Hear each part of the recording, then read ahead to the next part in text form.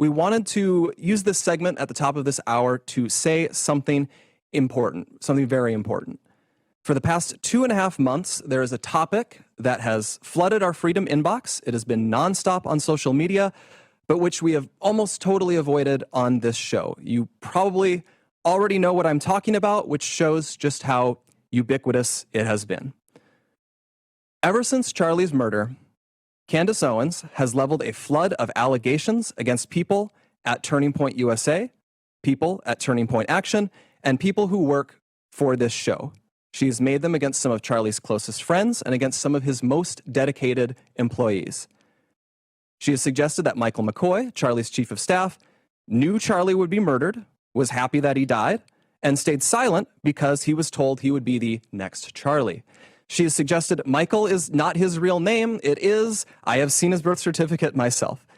She has called it suspicious that Mikey's wife, who works at Turning Point, helped plan the campus tour event where Charlie was murdered, which she didn't, by the way. She doesn't work on campus events. Candace has suggested the Utah Valley University event was unusual and its details suggested a, quote, inside job. She has claimed that foreign aircraft have followed Erica Kirk around the country and that Turning Point has lied about this happening. She has accused us of lying about Charlie wanting Erica to take over for him if he died. She has suggested Charlie's security team intentionally denied him first aid after the shooting to ensure that he died. She has raised suspicions about the head of our technical team because he took an SD card out of a camera. She has spread absurd claims that Tyler Boyer, who we just had on the show, sexually abuses male interns. She has suggested that TPUSA faith-affiliated pastors, like theologian Frank Turek, who we'll have on in a moment, and Pastor Rob McCoy, are part of a military, quote, infiltration of Turning Point, either because they are veterans or because they have family members who are. Even if not everyone has been named specifically, though, Candace has effectively tarred everyone here with complicity in Charlie's death by repeatedly saying he was, quote, betrayed by, quote, everyone. She has said Charlie's murder, quote, had to be approved by Charlie's friends, and then suggested those friends might have her murdered too for, quote, knowing the truth. She has made claims of financial impropriety and fraud at Turning Point, adding up into the millions of dollars, which, again, is not true. Charlie made sure the organization was audited by a third party every year. He personally reviewed and he signed off on every expense report, and literally every single bill paid by the organization down to a single United States dollar. We have never missed a 990 deadline. Candace has made other stranger allegations involving French paratroopers in maroon shirts, Egyptian Air Force planes flying out of Provo, Utah, and potential underground assassins traveling through unseen tunnels. At one point in early November, she started wildly throwing suspicion on members of Utah Valley's soccer team for wearing hoodies. I could go on. There is always something new coming up, and none of it ever pans out because, from the start, there has been nothing there. The attacks and allegations from Candace are either lies or they are innuendos thrown around with a total, reckless disregard for the truth, so that Candace can manipulate and string along an audience of people who don't realize they are being played.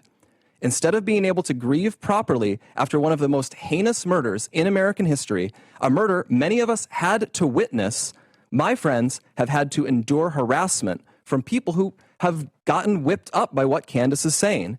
In fact, I would say we have suffered more harassment from these people than we have from Antifa supporters who overtly celebrate Charlie's murder. And just like a lot of those Antifa members, many of these people take this delight in how gross and unpleasant they can be. What our friends have had to endure is not funny, and it's not insignificant. It is evil. I have seen it. For months, we have received hundreds, thousands, I suspect, emails and calls asking us to respond. People have wanted us to invite Candace on the show, but for a long time, our approach was to say nothing. We did that for several reasons. First, we thought that her prevarications were so absurd that nobody would believe them. We shouldn't have to answer questions about secret tunnels or Egyptian Air Force planes. That sort of thing is just, it's beneath contempt to respond to. The second reason we've said so little, though, is because there's a good rule of thumb, which Charlie followed. Do not feed the trolls. Focus on the mission. Reviving America, uplifting young people, making heaven crowded. Don't give air to people who want to tear you down and sow discord. Lastly, we didn't respond because Charlie always viewed Candace as a friend, and we were holding out hope that she would return that friendship and stop what she was doing. But a week from now, it's going to be 3 months since Charlie's murder. Candace has not changed her behavior. She has continued to spread falsehoods about Charlie's friends, and she continues to concoct new ones about new people. She's using these falsehoods to enrich herself while dividing the conservative movement at an absolutely critical time for this country. And far too often, we here have heard from ordinary people, people who loved Charlie and who Charlie loved so much in return. These people have expressed the worry that we are staying silent out of cowardice or as some sort of tacit admission that some of the attacks are true. Neither is the case. Our silence has never been, and it will never be, equal to complacency or approval. Still, we decided Charlie would not allow this to go on. Charlie was not a coward. Charlie was a fighter. Charlie would not allow someone to spread lies about the people closest to him with impunity. And he would feel ashamed if other people were stepping up to defend his friends while he never did so himself. Candace has mentioned several times that the ball is in our court. So here's what is going to happen.